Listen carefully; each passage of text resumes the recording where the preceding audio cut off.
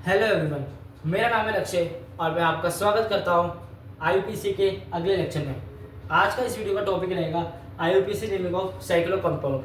अब तक के लेक्चर में हम लोगों ने एक ओपन कार्बन चेन की आईयूपीसी नेमिंग करी थी, ठीक है, जिसमें हम लोगों ने वेरियस वेराइटीज देखी थी कि अगर एक फंक्शनल ग्रुप होगा तब कैसे नेमिंग होगी, एक से ज़्यादा होंगे तब कैसे नेमिंग होगी। अब वक्त आ गया है IUPAC naming of cyclo compound करने का। अब हम लोग चैप्टर के अंत में जा रहे हैं। इसके बाद 1 से 2 लेक्चर लगेंगे और आईयूपीसी चैप्टर खत्म हो जाएगा। तो आज की इस वीडियो में हम लोग साइक्लो कंपाउंड की आईयूपीसी नेमिंग करेंगे, ठीक है। तो पहला है रूल इसमें थोड़ा सा चेंज हुआ है। आपका पहले प्रीफिक्स 2 आएगा।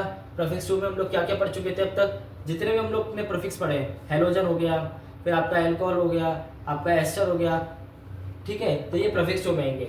लेकिन यहाँ पे मैंने एस्टर का नाम क्यों लिया, साइनाइड का नाम क्यों लिया, इसलिए लिया क्योंकि यहाँ पे आपका प्रीफिक्स सफिक्स 2 भी जुड़ा हुआ है। तो ऐसे कंपाउंड जिसमें 2 से ज़्यादा फंक्शनल ग्रुप होंगे तो जिसकी प्रायोरिटी ज़्यादा होगी वो सफिक्स 2 में काम करेगा, जिसकी प्रायोरिटी कम होगी वो प्रीफिक्स 2 में काम करेगा, ठीक है।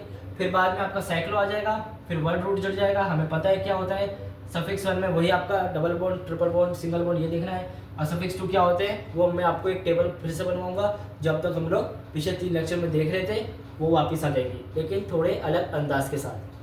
फिर आपकी प्रायोरिटी की बात करते हैं। प्रायोरिटी में फंक्शनल ग्रुप पता है हम लोगों को, ठीक है।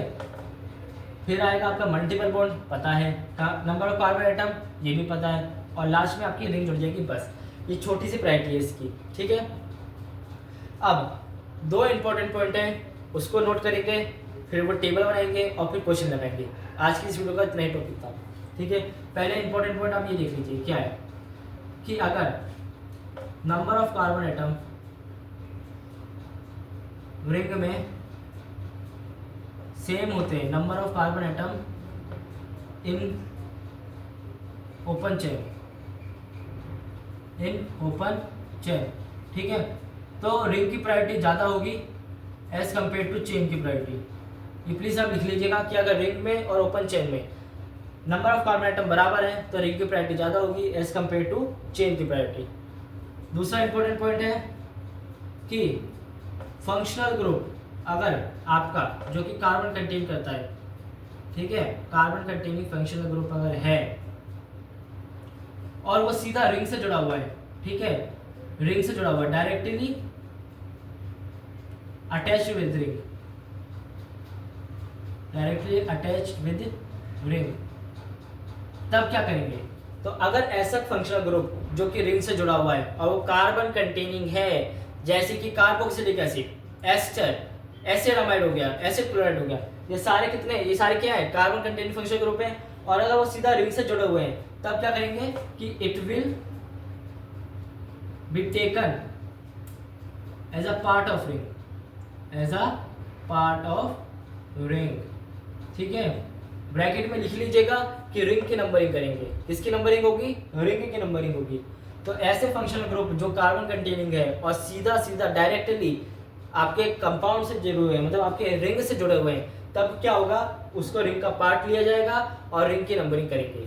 तो ये 2 पॉइंट इतने थे, इन दोनों पॉइंट का ध्यान रखना है और एक टेबल बनवाएंगे उसके बाद और फिर क्वेश्चन करेंगे, ठीक है। बस इतना ही था इसके अंदर।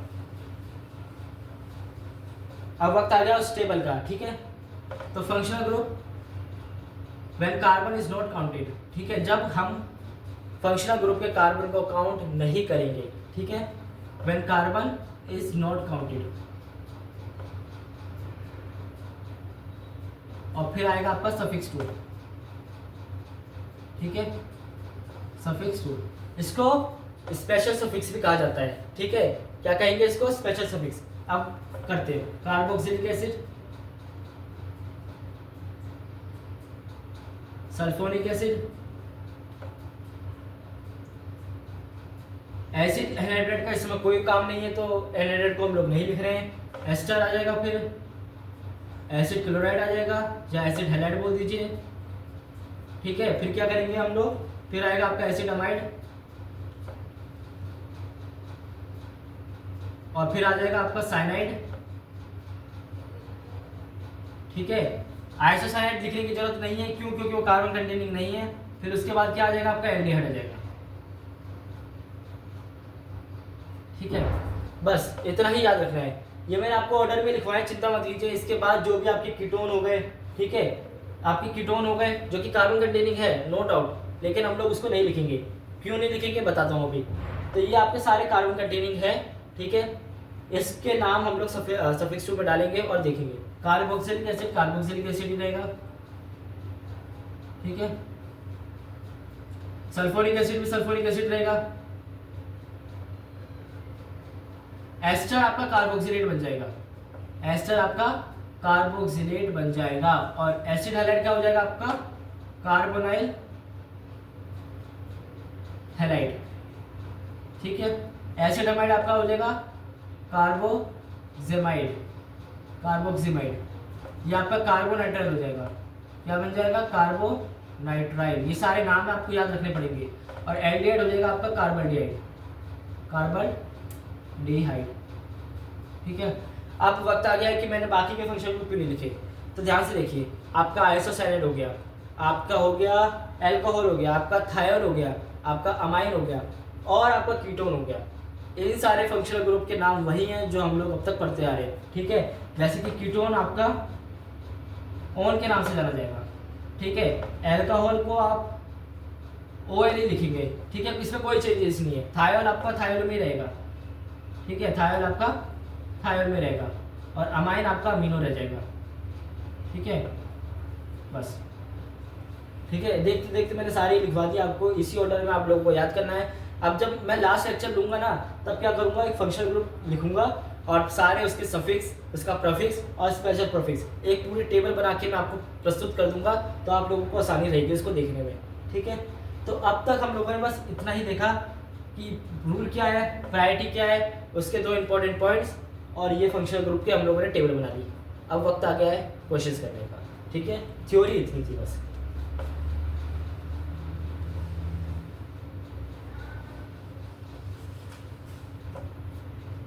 देखिए ध्यान से, पहला क्वेश्चन, हम लोगों को इसकी नेमिंग करनी है, ठीक है। कोई फंक्शनल ग्रुप है? नहीं है। Multiple bond? नहीं है। नंबर ऑफ कार्बन एटम्स है, तो कैसे करेंगे? 1 2 3, ठीक है। ये हो गया हमारा।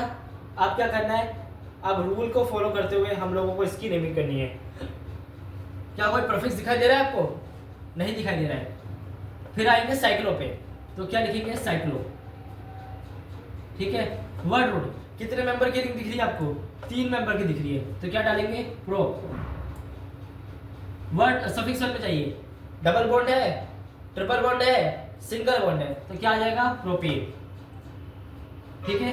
क्या आ जाएगा? साइक्लोप्रोपेन। अगला देखिए, इसकी नेमिंग करिए। फंक्शनल ग्रुप है? नहीं है। Multiple bond? नहीं है।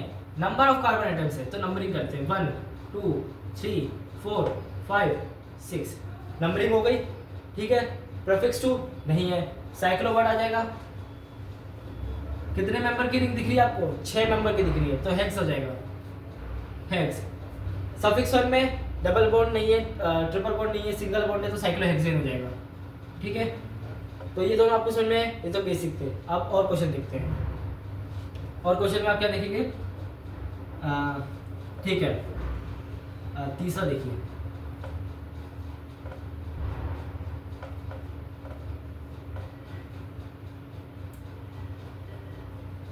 ध्यान से देखिए, अब आपका वो इंपॉर्टेंट पॉइंट, ठीक है।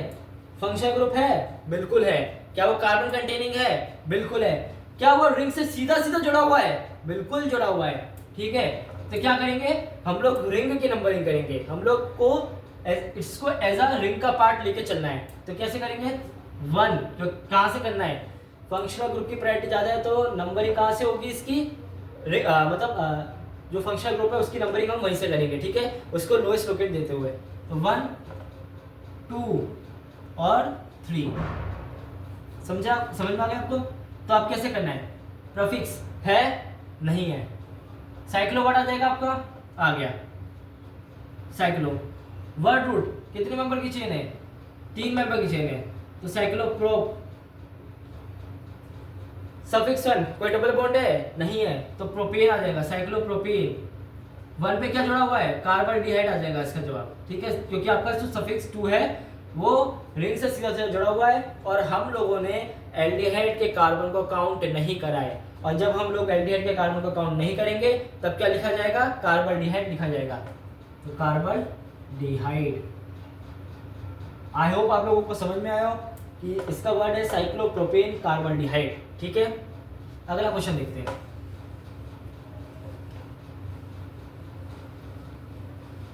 एक बात आप ध्यान रखिएगा कि नंबरिंग करते समय भी चाहे साइक्लो कंपाउंड की हो, alphabetical order is must. Alphabetical order आपको हर जगह लगाना है, भले ही यहाँ पे नहीं लिखा है फिर भी अल्फाबेटिकल ऑर्डर लगेगा, ठीक है।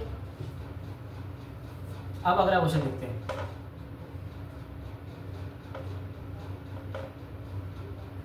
ठीक है, ध्यान से देखिए, एक आपको क्या दिख रहा है, एक साइक्लो कंपाउंड दिख रहा है, एक आपको ओपन चेन दिख रही है।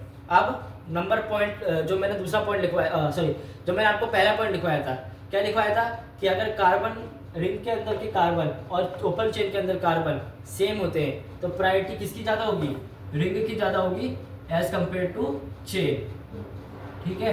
ध्यान से देखिए, इसके कितने चेन है, 1 2 3, मेरा कहने का मतलब है इसके कितने कार्बन हैं। अब इसके कार्बन काउंट कीजिए, 1 2 3, तो तीनों में जो मतलब दोनों में आपकी कार्बन सेम है, दैट इज 3 3, तो किसकी प्रायोरिटी ज़्यादा होगी, रिंग की ज़्यादा होगी।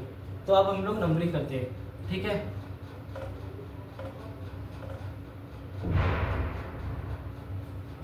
तो कैसे करेंगे, 1 2 एंड 3, ठीक है। अब प्रीफिक्स है नहीं है तो इसकी नेमिंग कैसे होगी, रिंग की प्रायोरिटी ज़्यादा है एज कंपेयर टू चेन, तो ये लिखा जाएगा 1 प्रोपाइल साइक्लोप्रोपेन, 1 प्रोपाइल साइक्लोप्रोपेन, ठीक है। अब ध्यान से देखिए, मिथाइल होता है कि इथाइल होता है, वैसे ही प्रोपाइल आ जाएगा, तो 1 प्रोपाइल साइक्लोप्रोपेन, ये इसका आंसर होगा, ठीक है। आप लोगों को समझ में आ रहा है। अब एक और देखते हैं,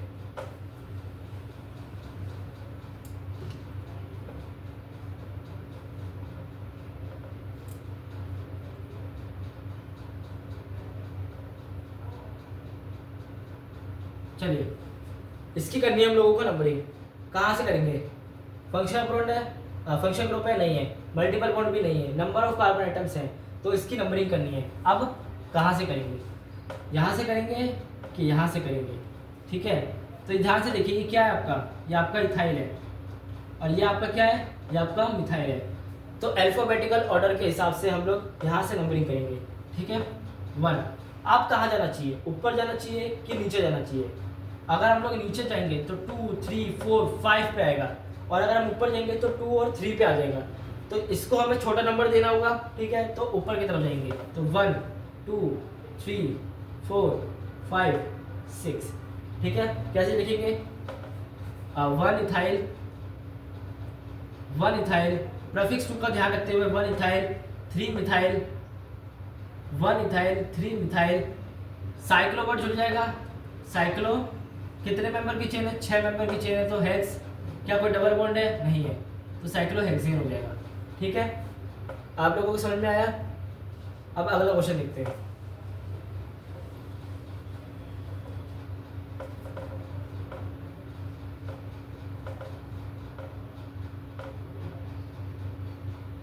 इसको देखते हैं, ठीक है।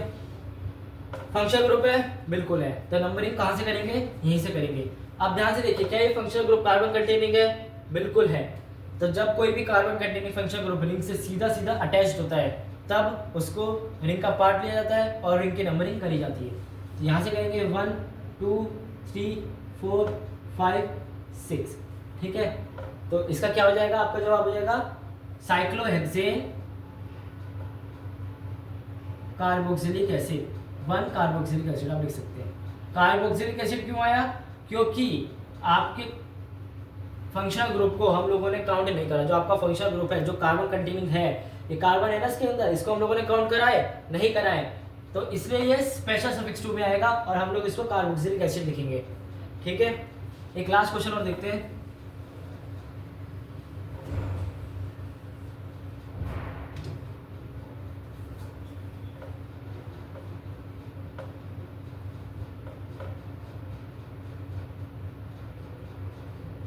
ठीक है, ध्यान से देखिए, क्या फंक्शन ग्रुप है, क्या कार्बन कंटेनिंग है, क्या ये आपका इथाइल है, क्या ये प्रीफिक्स की तरह काम कर रहा है, बिल्कुल कर रहा है। तो यहाँ से हम लोग नंबरिंग करेंगे जो कि फंक्शन ग्रुप की प्रायोरिटी ज़्यादा है। आप कहाँ जाना चाहिए, इधर जाए कि इधर जाए, तो इथाइल को प्रीफिक्स को छोटा नंबर देते हुए यहाँ से स्टार्ट करेंगे 1 2 और 3।